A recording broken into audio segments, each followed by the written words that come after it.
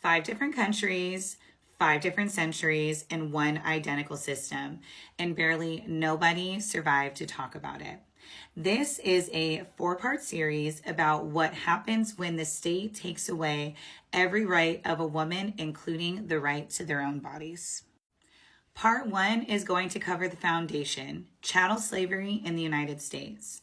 Part 2 and 3 will cover World War II, and Part 4 will bring it on home to something that is happening in present day right now in the United States in our detention centers.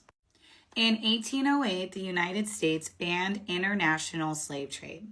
That does sound like progress, but what it actually does is create a domestic crisis. Plantation owners needed new supply of enslaved labor. Their solution was to treat enslaved women as breeding stock.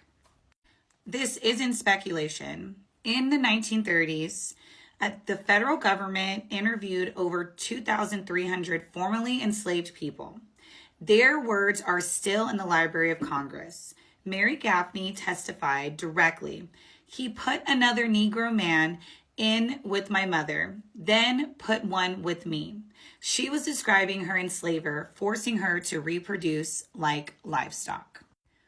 1840s ads used the phrase herd generating qualities to describe enslaved women for sale. Historians call this reproductive regimentation. Enslaved women's bodies were legally property.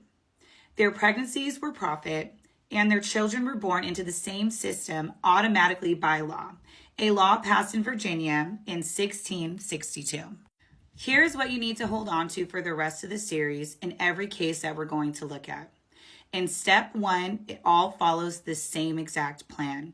Strip the women of their legal protections, make them property of the state or an institution.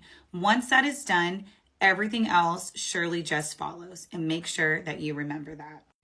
Part 2 will drop tomorrow. We go inside a building that you can still visit to this day, a building that had a brothel inside it, run by Nazis. And right behind the gate, it had a sign that said, "Work sets you free."